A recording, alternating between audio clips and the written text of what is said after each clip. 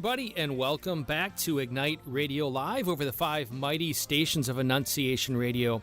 We're so blessed that you are with us, and right out of the gates, I want to simply declare God's sovereignty. He is over all. Whatever you are experiencing right now in your marriage, in your family, in your world, and we know it seems very uncertain at times, we want to declare God's sovereignty. I've got 4, I would say, my very best friends with me tonight, and we just want to open the door and talk about what's happened in the last year. Each of them, 3 of them are business owners. One of them is a professor, brings a lot of insight to this. They're all husbands and fathers. With you, like me, we're trying to work it out. We're trying to see, if you will, on the battlefield, the smoke, the fog, right? We feel maybe that the bombs have been going off and the debris is everywhere. And it's a little bit, you've heard the phrase, a fog of war. It's kind of hard to kind of get a shape of what's happening and where things are coming from. We have a new president. We have a radically new culture and a new agenda in front of us than we did a year ago, or we ever would have hoped a year ago. That's huge. That's not inconsequential. We have ecclesial realities that are playing out. We came off of a lot of the priestly scandal stuff. Let's keep it real. McCarrick. There's still the dispensation from going to Mass, and so I think a whole lot of people who are faithful Catholics would like to be in the presence of Jesus, but perhaps a good number of us have been, crippled by fear and not living our lives fully because of the way the culture has forged us with that. So this is a bit of the shape of this moment in history, this February, the second full week of 2021. And in the midst of all that, through this conversation, we're going to get real, we're going to get honest, but obviously in declaring God's sovereignty, we want to declare the light and the darkness. We want to keep it real. And to set that up, simply, I'd like to invoke what Jim Collins in his book, Good to Great, called the Stockdale Paradox. Now, just to acquaint you, and he identified a number of the features that distinguish great organizations from merely good organizations. And all of this data he put in his book, Good to Great. And one of the key features of this was what he called the Stockdale Paradox. Now, what's that? Admiral Stockdale, many of you know, he was a vice presidential candidate for a libertarian, one of the early libertarian president running for office. But he was a survivor of concentration camps, and he was asked the question, when many of your brothers died in these horrific circumstances in a concentration camp, how did you survive? And he simply gave what we call the Stockdale Paradox. Number 1, he said, I had a lively expectation of a good outcome. I was optimistic. I had confidence that there was light at the end of the tunnel, number 1. But number 2 is where many of us are challenged. He said, I dealt with the brutal facts. I looked at the brutal facts. I didn't try to gloss it over. I didn't try to pretend. I didn't try to play games with it. I looked at the reality the way it is. And if you guys have been along the road with us long enough at Ignite Radio Live, Mass Impact, we want to go there. We want to keep it real. We want to be optimistic because God is sovereign. But throughout biblical history and in this present moment, we're not going to navigate this fog of war well if we're not being brutally honest. And I mean personally, our relationship with God, our marriages, our families, and the world, the way we're responding to it. We need all the more to have these kind of conversations to discuss, well, what is reality? How are we addressing these things? So, first of all, just a quick around. We have with us, as I said, 4 awesome men. Rich Cronin, who is a husband and father, and he is the owner and head of Perrysburg Auto Mall, Cronin Auto Group. So your next car, look no further than look up PerrysburgAutomall.com. Check it out. Amazing place. We've gotten all our cars there. Walt Erickson, if you have a business, a company, and you're looking to build, which you should because we're optimistic here, right? And you want to put glass on it because you just like the outdoors and you like the beauty God has created. And Walt is your windows man. So Interstate Commercial Glass is his company. And he is a husband and father. Number 8 is going to be coming 7 months, 8 months. What do we got going here, Walt? When's due date? Beginning of September. So we are so excited for them. All the way over to Jeff Elmore, who is an awesome husband and father, and he and his wife run Turning Point Chiropractic. Again, we and about 93.7% of all the people we know, amazing things have been happening with us and to us in the whole realm of becoming healthy and being healthy with Dr. Jeff Elmore, and they just welcomed number 4 into the world. welcome Dr. Jeff. And the always awesome Drew the Man Blazsik. You've heard his voice over our airwaves, just a convert to the Catholic faith, by the way, along with Jeff Elmore and Walt Erickson. We have 3 converts with us tonight, and Rich and I might throw ourselves in the ring because we're always going deeper and deeper, being converted, but in that way of coming into the Catholic faith. Drew is a professor at Lourdes and very knowledgeable about matters, economy, politics, theology. He's a voracious consumer of good media, and he's the one who passes along. He is the curator. It sounds like a WWF title, the curator. He's a curator. He takes all that great data and he presents it, gives it to me, and I know how to focus my attention on things that really matter. And he's talked on past episodes about private revelation and the applicability of this present day. We've talked politics. We've talked all sorts of things. And Drew and Jesse, he is a parent of 5. Right, Drew? Yeah. All right, that's awesome. I got it down. So, brothers, it's February 2020. We don't quite know that COVID is going to be what it is. We maybe anticipated. 3 of you are business owners. You have responsibilities there. The tumultuous political season is playing out. And I just want to ask you, what are key challenges you faced? And from the past 12 months, what did you learn? Challenges faced, and how are you better? What did you learn? Let's start with Walt. So, Greg, I'm going to take you back one more month because my family was in Destin, Florida in January. And while we were on vacation down there is when we first, really heard that I think that the coronavirus was, quote unquote, in the United States. And it actually reminded me of the front end story of a Matthew Kelly book. For those of you who have read it, a story about the plague and the little boy. Right. And obviously it's a play on God, Father, Son, Jesus Christ, sacrifice of your child. Mm-hmm. So I was thinking, man, like this is like playing out in real life. And I'm like, Matthew Kelly, you're freaking me out here. Mm-hmm. But I didn't know how to believe or what level to believe, I guess, how real it was or dangerous it was, or obviously none of us could have expected the impact it would have. Like many things, that come from the media, I am always skeptical. I've been skeptical since I was a little kid. But obviously by March, it had invaded, right, mm-hmm. all the airwaves. We were, quote unquote, forced to deal with it from a business standpoint. We elected to offer our employees layoff. They were able to receive their pay, right? Our leadership team at Works thought, well, maybe we'll see 2 or 3 people. We saw 17 people immediately took it. Wow. And they were like, I'm staying home. And, they were obviously fearful enough to not come to work. That right there was the first inclination of, wow, there is a lot of people living in immense fear, which I relate to as different than concern, right? So there's a difference between concern and fear. And, as Christian, we are called to fear only losing the Lord. So fear really should not be in our vocabulary outside of fear of losing the Lord. Fear of the Lord, ever turning away from the Lord. And so I'm thinking about all this and I'm like, man, some of these guys are known Democrats. Some of these guys are known Republicans. Some of these guys were Christian, if you will, went to church. Some of these guys were not. And so it was across all the political and faith spectrums that this fear existed. That also, I guess, maybe surprised me to some extent.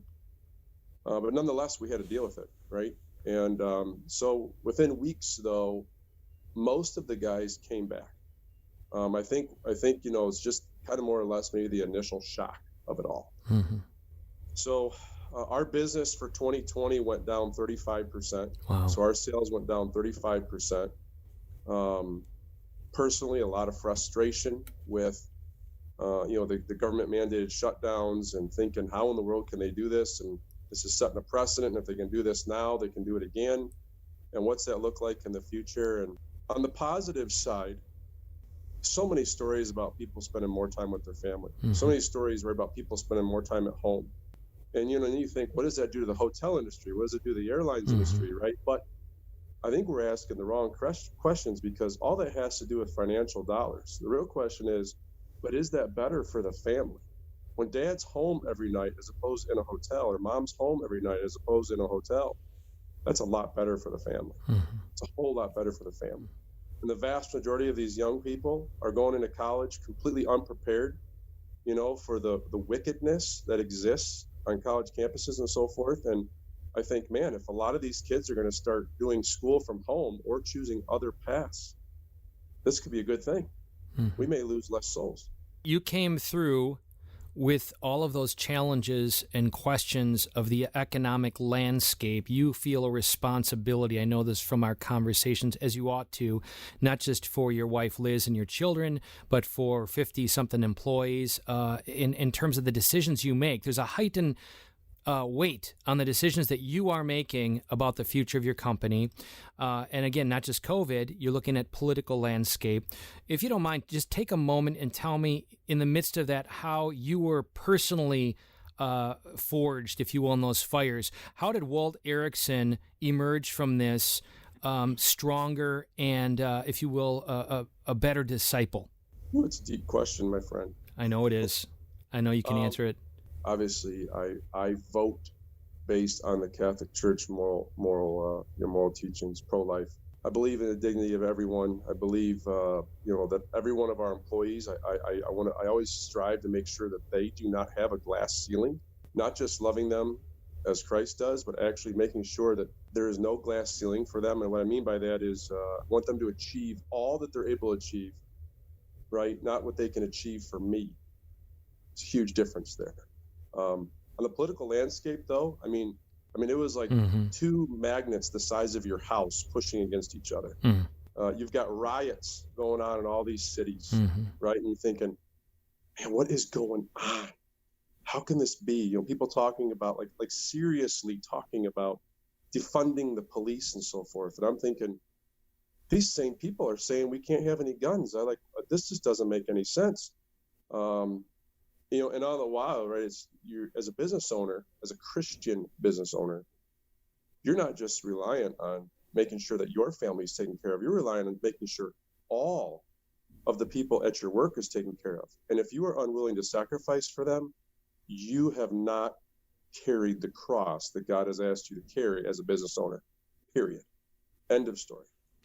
So clearly, it was a heavy burden for me. It continues to be, and I know it's God's call for me to carry it. But as you can see from my response to you, Greg, just a slew of emotions, right? Just a slew of scenarios that I'm trying to figure out and dodge and deal with. And, we had this warm and cozy economy and world going on, right, where everyone kind of kept their opinions to themselves, and all of a sudden things just blew up. Huge.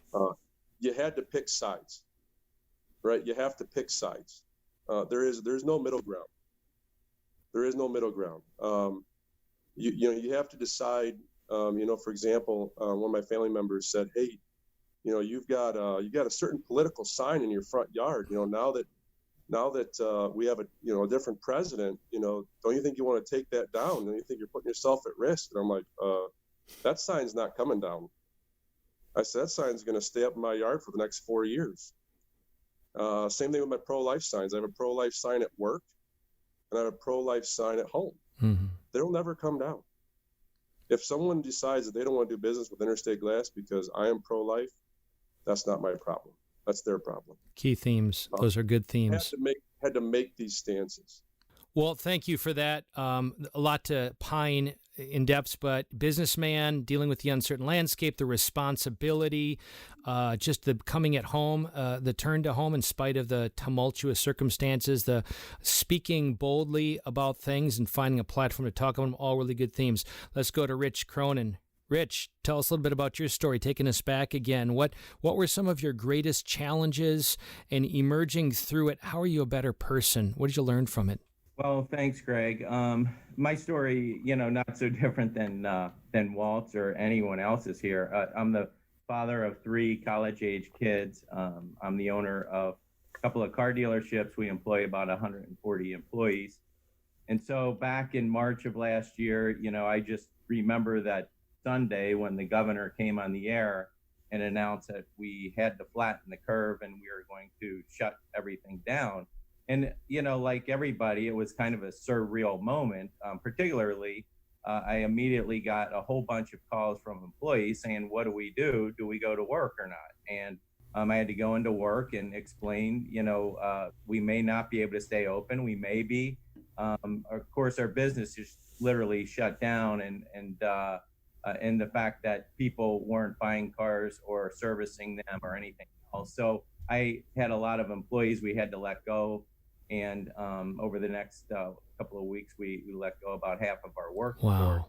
And so, just all of that. And then, of course, the bishops of Ohio coming out and saying, we're going to shut the churches down. I think that was probably the most traumatic thing of all the things we dealt with, because, I like to go to daily mass. I like to, our family is a good, faithful family. We need the Eucharist. We need the mass. And so shutting that down was extremely difficult for all of us.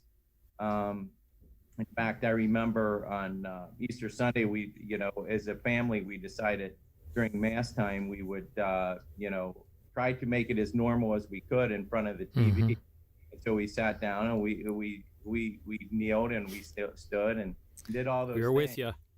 And I remember at the end of the Easter Sunday Mass, my daughter just broke out and cried. Mm. It was really, she was just saddened by the fact that we couldn't be in Mass that day. And that day particularly struck me as a very, very difficult day. But, it was difficult throughout. I think what Walt touched on was the issue of fear. And fear is what permeated every aspect of our life, be it our family, our work, our faith, and school. So, everything was kind of ruled by fear. And so I do remember, from the most basic standpoint, you fear losing your business. And I certainly did that. Mm-hmm. But I immediately had to look at our employees and say, okay, these people fear losing their jobs. They fear losing their incomes. They fear losing their homes, all those things, because we don't know what's going to happen. And so we kind of had to come together as a team and really kind of talk through all the things that we're going to do. Luckily for us, the half of our workforce that remained just kind of worked, went about the business of working hard and doing the things that we knew we would have to do. We had experienced a General Motors strike the previous fall. And we know what happens when things shut down over a course of 5 or 6 weeks. Basically, supply completely shuts off. And that was just with one company. And we were looking at it from a global shutdown of the economy, that we knew that supplies would be extremely limited. So we immediately went to work to find inventory. And actually, there was a lot of people who were dumping inventory, and we were a buyer of it. So we knew that when things came back, the guys who didn't rule out of fear would be better off than those who kind of hunkered down and were fearful.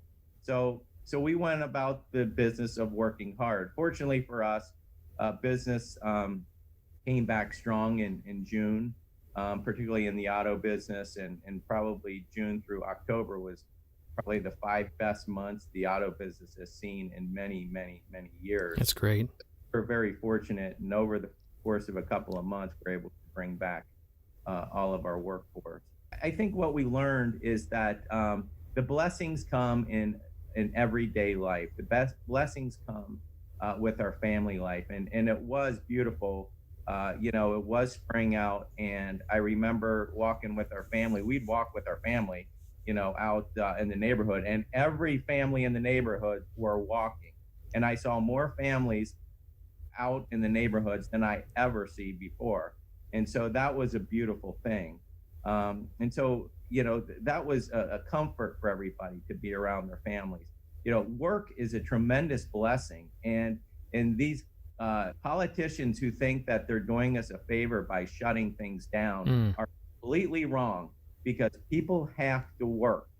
Work is it's a blessing to our families. It's a blessing to ourselves. This is what we need to do as a society, to get back to work. And then finally, I was so relieved when we were able to attend Mass again on Pentecost. And there was just this great exuberance of joy that permeated myself and my family on that Pentecost Sunday. And I always know that one of the precepts of the church is that you need to receive communion during the Easter period. And I thought, I got to get back to Mass. During the Easter period. And I remember getting that Eucharist on Pentecost Sunday and just feeling relieved and overjoyed that we were able to do that. And then finally, my kids were online in school during the entire period of time. This was not normal for them. I had son graduated from high school and a daughter graduated from college, and they had, Zoom graduations, and it was actually very sad, to tell you the truth, that they couldn't experience normal everyday life. And meanwhile, we look back, and the pandemic during that period of time isn't nearly what it was during November, December. And so I think, in June and July, we certainly could have been doing things to make it more normal, things like graduations and whatever else we needed to do. But, that's basically my experience. I think my experience is no different than a lot of everyone's. Thank you, Rich. That's what's punctuated in your story there.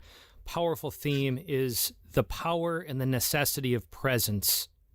Not just the power of presence, but the absolute necessity of presence for our health, for our well-being in every way. And as you spoke of the Mass in particular, that experience all of us had participating by watching on a screen, that would have been, if you will, a non-Catholic evangelical Protestant experience of what a Sunday service might be like at its best.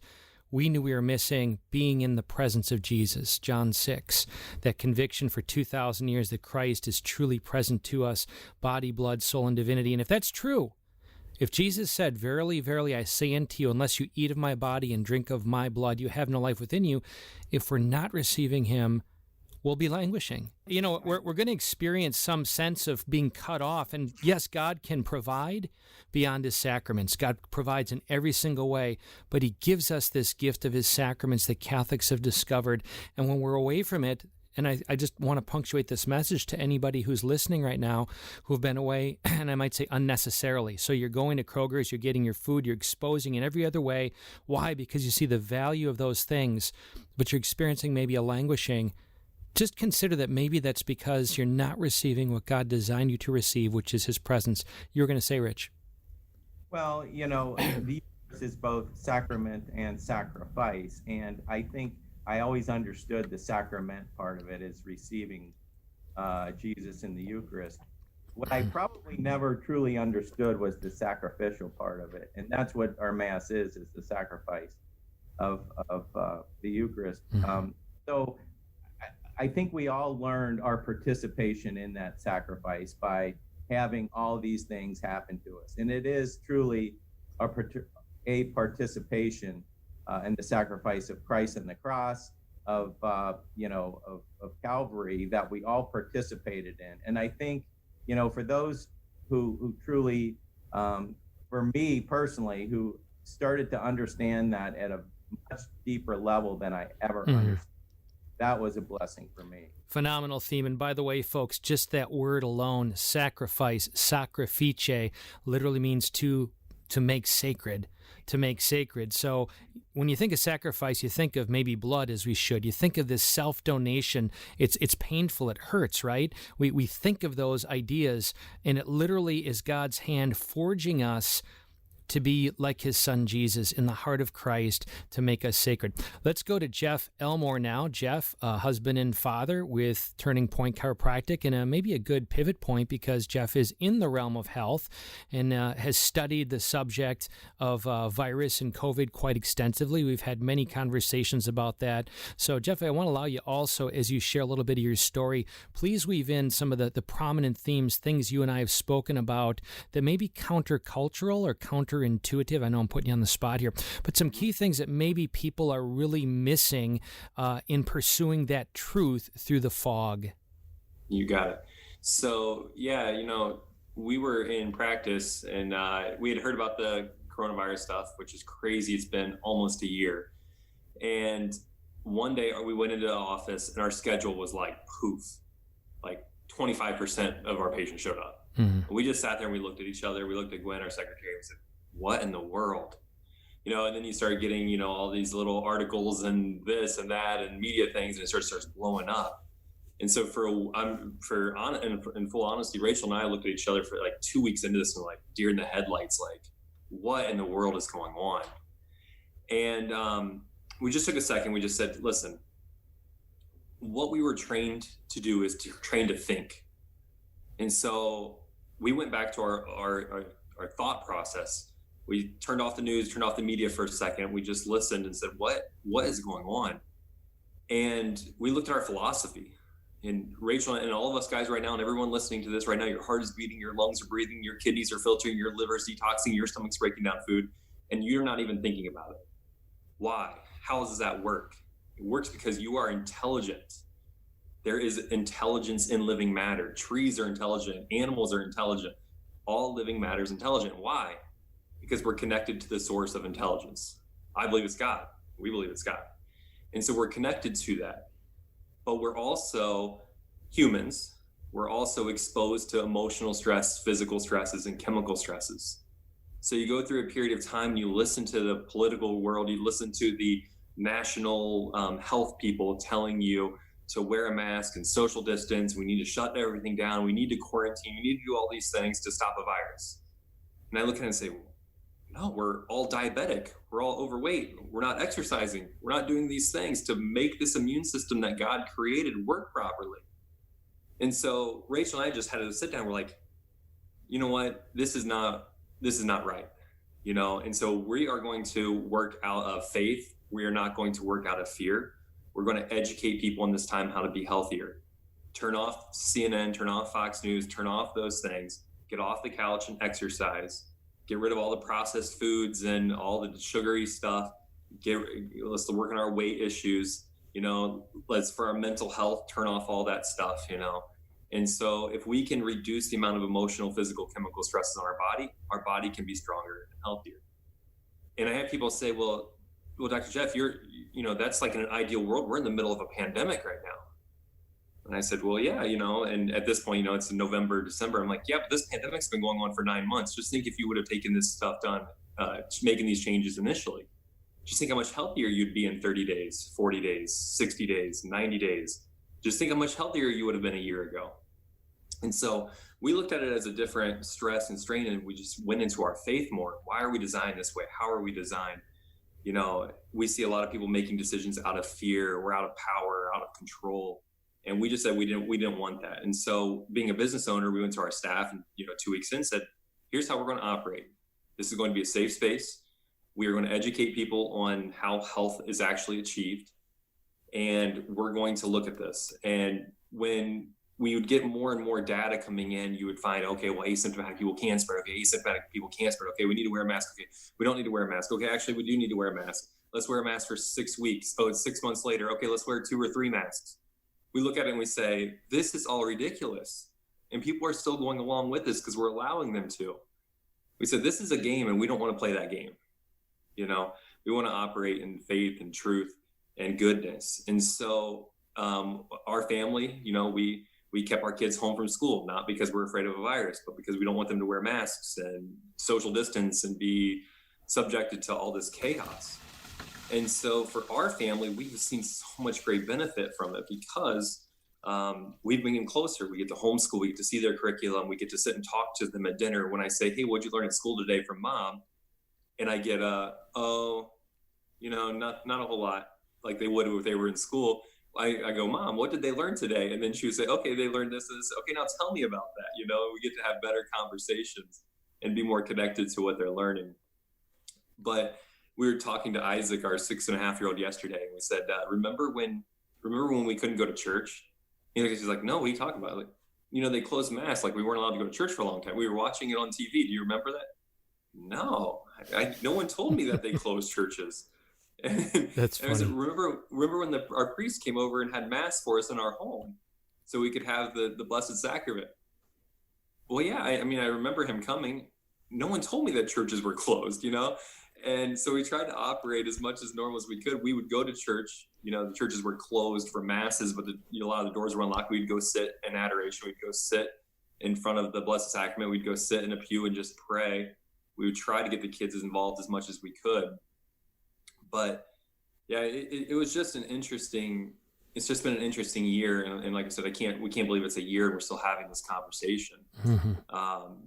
We're still kind of struggling, piecing it together. We're kind of getting worn down and beaten down a little bit on our daily struggles of going against the culture. We feel like we've done that all along. We feel like we're going against the culture with alternative health and looking at the goodness of how the bodies are created. We feel like we're going against the culture of trying to dive deeper into our Catholic faith, trying to dive into the moral teachings of the church, setting politics aside. We can debate about immigration, we can debate about these things, but there are some moral things that we cannot debate about.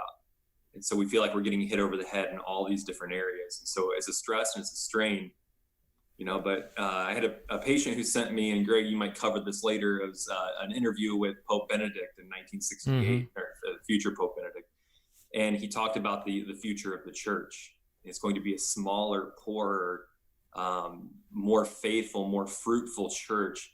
But it's going to see its big share of struggles. We're going to see a lot of social norms for the church getting rid of, and it's going to be a very different place, and we're seeing it and we're living it, and so we hope to be a part of that faithful and fruitful church, and keep living that message. Fabulous pivot point, Jeff, and I do want to circle back before the end of this program and just get your from the gut thoughts on health.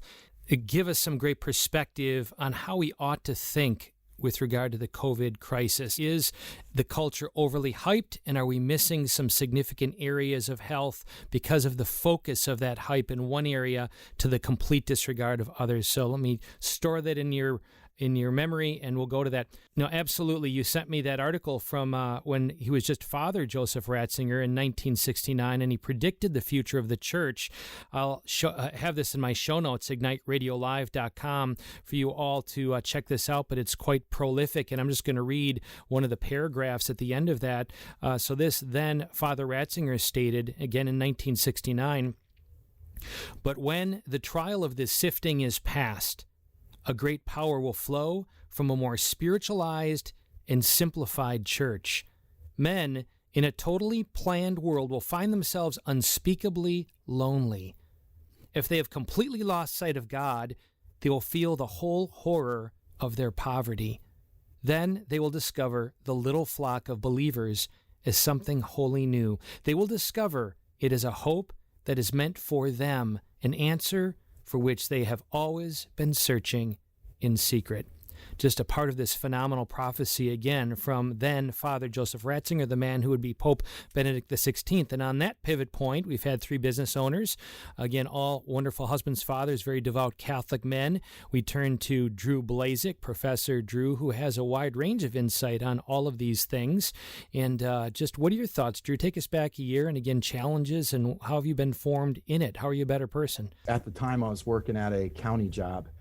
And of course, I was surrounded by a lot of liberal people, and they flock around me, and we had some good conversations. That's why we're here.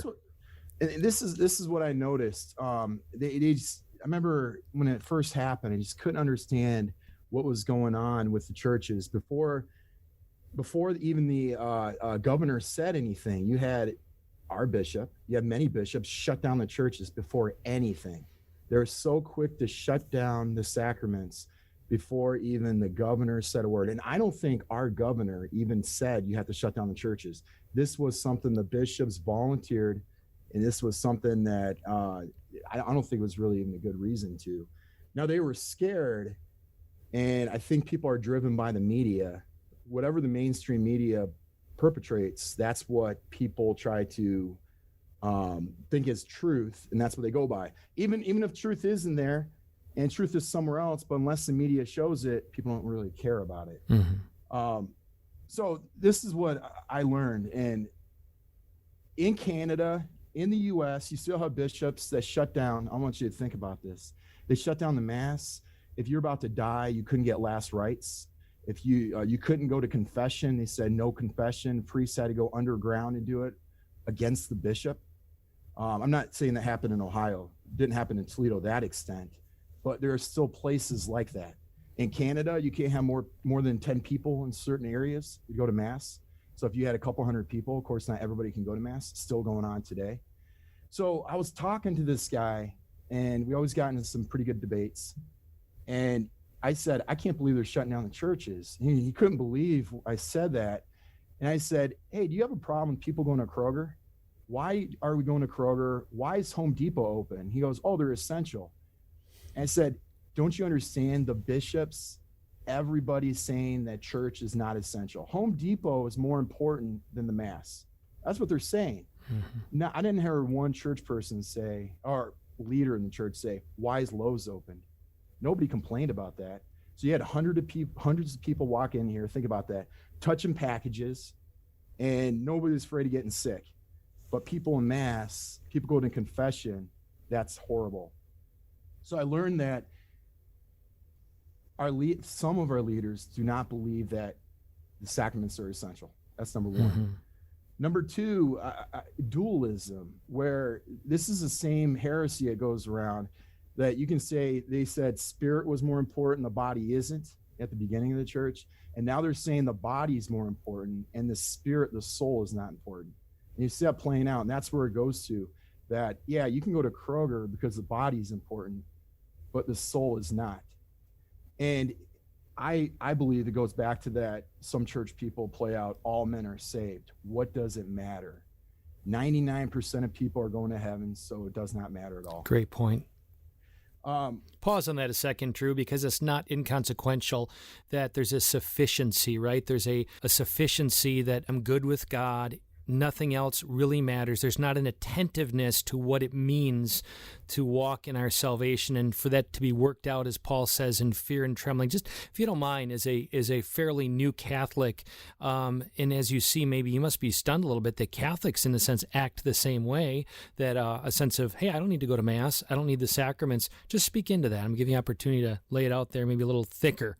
Jesse's grandmother was dying, and I asked to have a priest to come in, to anoint her. Mm-hmm. And one of the relatives, which was Catholic, said, why are you bringing a priest in? She's saved. Mm-hmm. So they make that assumption. It's the worst thing to do. If you have a loved one that passed away, we make that assumption the person's saved. We have no clue. It's up to God. But we do know we can offer sacrifice. We can pray for that soul. I think that's the problem. People think that they are saved no matter what. And that goes in with a lot of leaders of the church that preach that. And I think that's a big problem. Another point I want to bring up was this thought that we have to shut things down to save people. I asked that same liberal person, I said, the UN just did a study. You can look it up. I think it was in March. And they used the word biblical, that there's going to be mass famine of biblical proportions because of shutdown. The food supply has been interrupted. So I asked the person, are you okay with millions upon millions could die of famine, poor people in these countries, because you want to be shut down and protected from a sickness? And it was really interesting. If you know anything about politics, they believe in globalism. And what the response I got from the person is, well, America first, which blew me away because I was so against the liberal point of view. But they're okay, think about it, that millions will die. And I don't know if you guys seen it, there are reports of mass famine that's happening around the world right now because of the shutdown. The UN said it's directly because of the shutdown that these people are dying right now. And the media is not reporting it because it goes against that narrative that it's safe for us to shut everybody down. So two other points I want to bring up. One thing that Walt brought up, which I was thinking about, before the Industrial Revolution, this is what people kind of forget.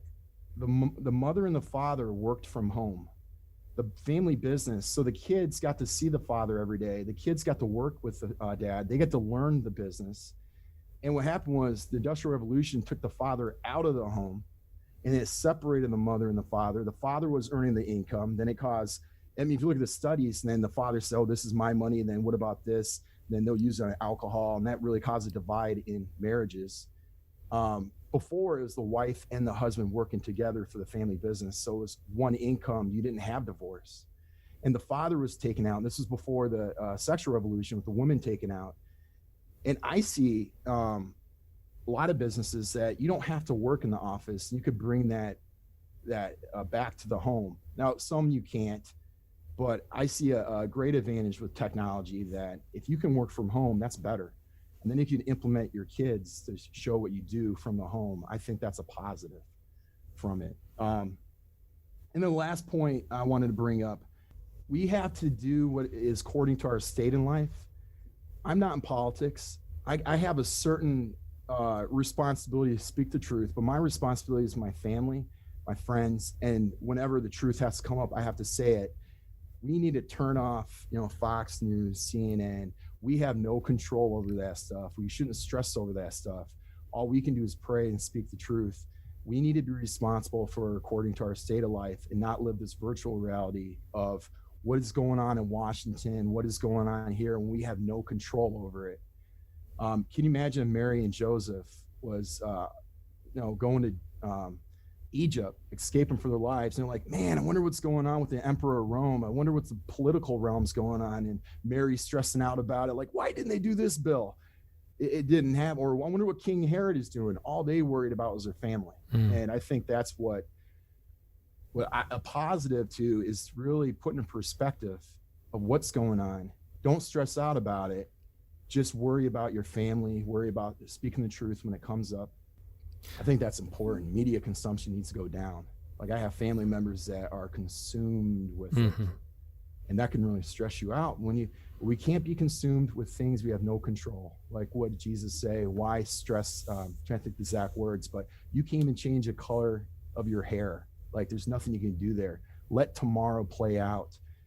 Don't live in the past. Don't live in the future. Don't worry about the future. Just live in the present.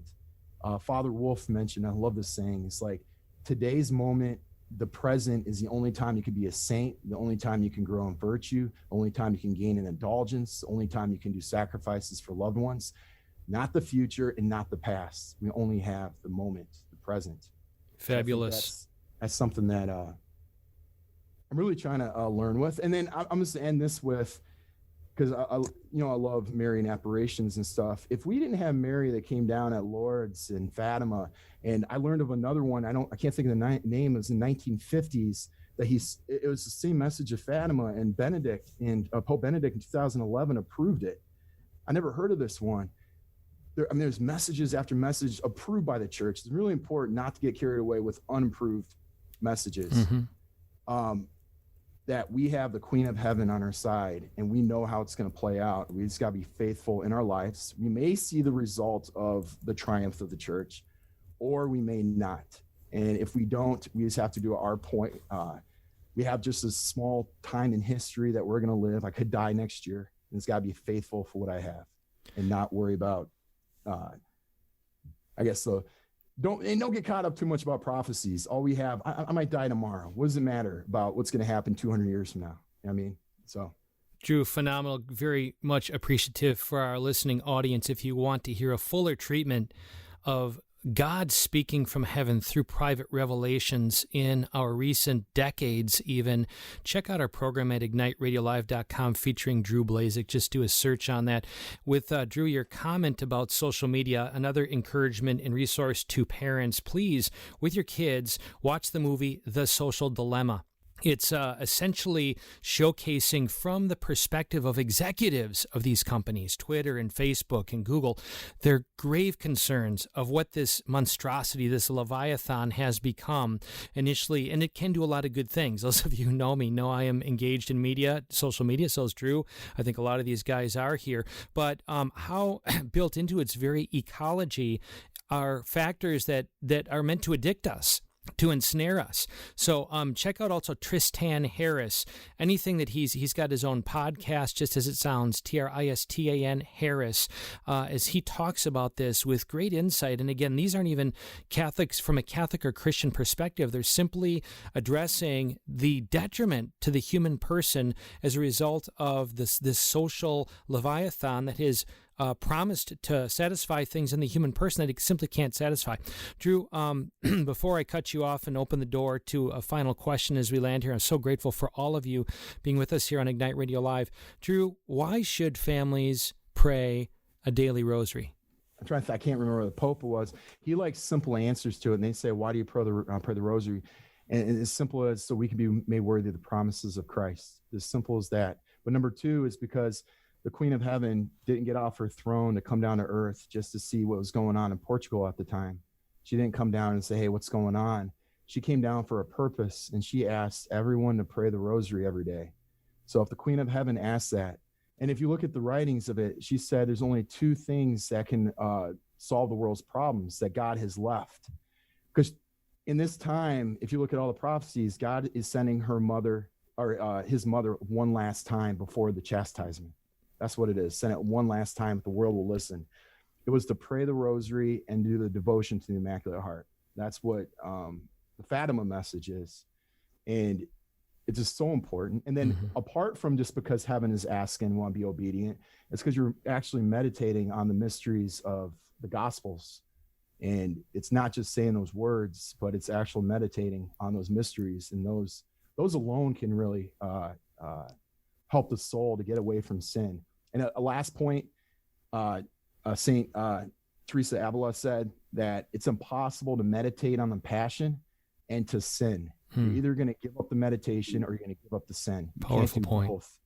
And I think that's why we do it. Quick, endearing story. The Blazsiks, Drew, Jesse, and family live behind the woods, or I should say we're separated by a little woods, and some of you may know the story that our daughter, Grace, kind of paved the 100-yard path between our neighborhood and theirs. Took a couple days to do it. And last summer, very endearing, sometimes nights in a row, some of the Blazsik kids would make their way through this path and emerge into our backyard and invite us to pray the rosary with them, which is so beautiful. So beautiful as a witness and a testimony. And I encourage those of us, first of all, to get our rosary game together. Lent's coming up. Why not? Make that a commitment and discover the grace outpoured. But for those of you who are in your game, it's a simple way to engage others also to pray. Invite neighbors and others to join you. This is the way it, quote unquote, used to be. This is the way we really defeat the enemy, right? If God is about presence, descending from heaven and entering into this earth in real presence, as we spoke of in John 6, the enemy is going to attack by distance, by alienation, by separation. So we defeat the gates of hell by creating contexts of real presence. Just think about that. I'll even say, as a capacity for those who aren't Catholic, my son John Paul at Hillsdale College, I was surprised as he shared the story, but he would go on rosary walks and he'd kind of pull fellow friends out of the dorms, whether they're Catholic or not, to join them, and they ended up becoming regulars, non-Catholic Christian kids. Why? Because he explained, as Drew said, the mysteries that are in Scripture of Christ's life, to go there. And the rosary essentially, right, if you break apart the prayer, it's essentially all scriptural, and then, of course, the part of asking the saints to pray for us. Well, which of us don't ask the saints to pray for us? You ask somebody that you know is close to Christ, and is there anybody closer to Christ than His Blessed Mother? I want to circle back just quickly on... Please, Drew. Is that I always forget, everyone should look up the 15 promises of the rosary that Mary told St. Dominic. And those promises, our mother does not lie. So those promises are true, and you should read them.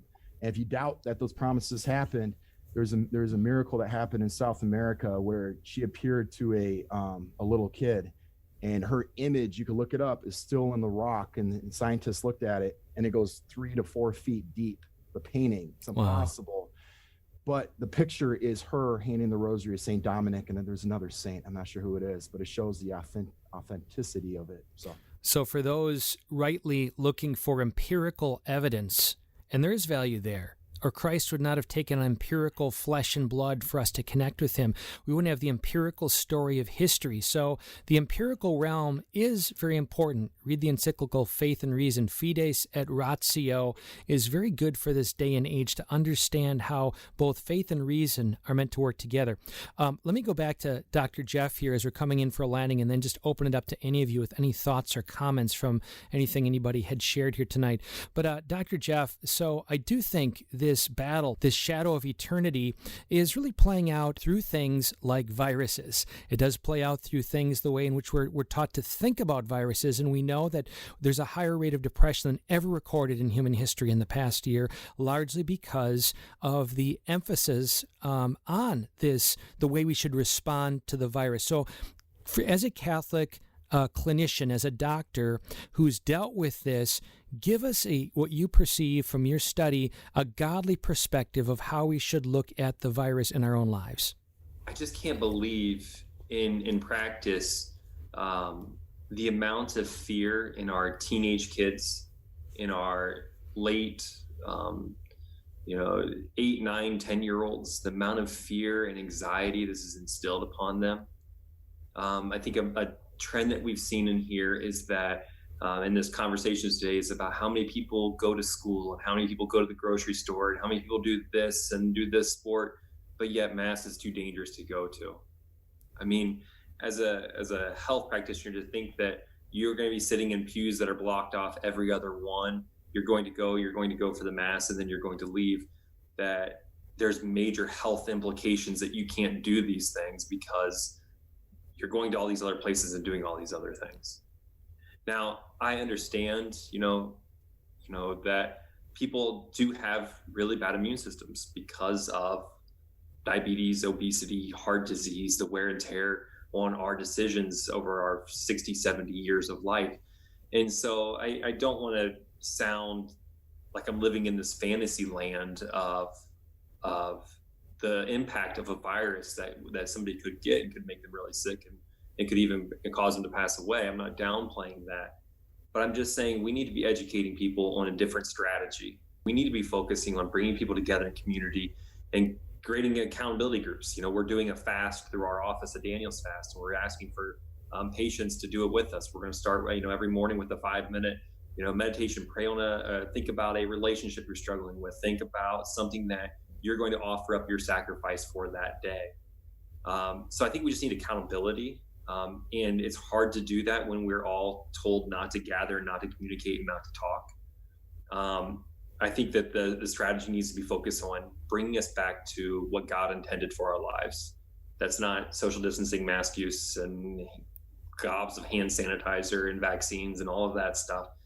God intended us to be natural, to reduce our chemical, physical, mental stresses. We call them our 3 T's: thoughts, traumas, toxins, and to live a more full life in relation to Him.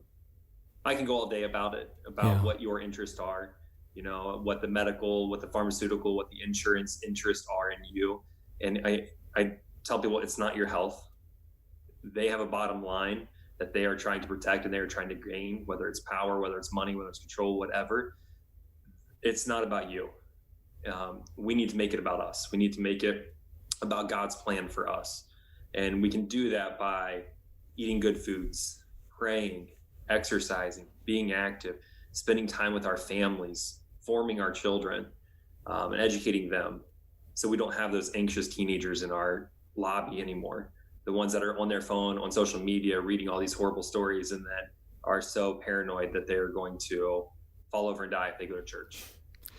That's awesome. Thanks so much for that, Jeff. We're going to have a dedicated program where we talk about, shall we say, things hidden in darkness, things that maybe many of our listeners aren't aware of that are at play in the narrative about COVID and health and from a faith perspective. So anticipate that coming down the road in the next few weeks. Folks, we got about 30 seconds for each of you to give us a final word just from being here tonight. By the way, I'm so grateful that all of you took time to come together and share your story, share what's happening here. I think just us opening the door to conversation is very important, and to address some of these very key issues with the awareness, again, that God is sovereign. So final word, Walt. I've asked my own family, and I ask all of our extended family and friends, just always be honest with yourself. Be honest with yourself. And therefore be honest then with everyone else. In particular, we have a family member who has been petrified through this whole thing, the whole way through. And I was so impressed with her because very recently here, right, she has access to this, the vaccine. She said, you know what? I'm not going to get the vaccine. And I was dumbfounded. And I said, well, why aren't you going to get the vaccine? I thought you were, absolutely going to get this vaccine. She's like, one, I do not want to operate in fear anymore. She said, number two, I just feel like this is a mask for everything else. And she's like, I feel like this is a fake shield, if you will.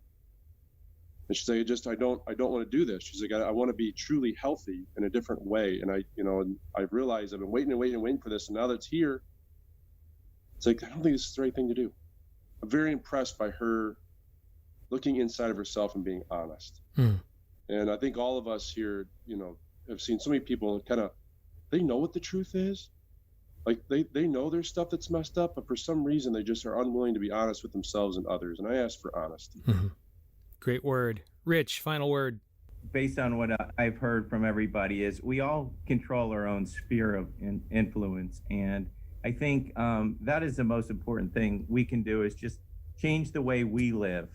And, I can't worry about what politicians are doing what and what people are doing what. I can control what I'm doing and what our family's doing and the people around me are experiencing. So I need to control that. The one thing I have done over the last couple of months is really turn off all media. I think it's pollution to the heart and soul to be so glued to the CNN, Fox News, whatever station you like. It's horrible stuff, and it's some of it's true, most of it is not, and we can't determine what is and what is not. So I think we just turn it off. And then the last thing, I think our mass attendance is off probably 60 to 70%, depending on the areas. And, people have not come back. Christmas mass was empty. I think we need to begin to invite people back. And it's just, if we don't see people at mass, we don't see families, we need to invite them back and say, you know what? We need you. We want you. Please come back. Thanks so much, Rich. Final word, Jeff. After this last year, we've watched so much stuff that will blow your mind. And what is true and what's not true, we have no idea. We know that Jesus Christ is true. We know that we are going to die. That's a part of life. And when we meet him after we die, we want to know that we operated in truth and in his truth. And so that's what we're focusing on, unplugging from all of the secularism and diving into him. And so when we do die, that is the truth, and we will all die, that we can be in a good place. So good. Final word, Drew. I would say be careful of information, where you get it from, be wise, and know that most of the media is owned by big business. Most of what's going on because of globalism, big business. So it's got to be careful. Find good sources that you trust, listen to it, and ignore the propaganda. And like what Jeff said, one thing we know, we all die. One thing we don't know is how and when. So be prepared. Awesome. Walt Erickson, Rich Cronin, Jeff Elmore, Drew Blazsik, two wonderful men. So blessed to be united with you in such a time as this, in, if you will, a fog of war that invites us to have faith, to trust in God, as we've included in our prayer as a family over the last 2 years. It's been very formidable, and maybe punctuating this night, we pray, Lord, thank you for the discomfort. Thank you for the difficulties. Thank you for the challenges, because they're occasions that you forge us into the likeness and image of your Son, Jesus. It's an opportunity to love purely. And so I leave that with all of you wonderful listeners tonight, and so blessed to be on this journey with you. Just know God's sovereignty, proclaim it, receive it, get to Mass, receive the grace, trust in God. He is the provision for our poverty. So blessed to be on the journey with you. Until next time, God bless you.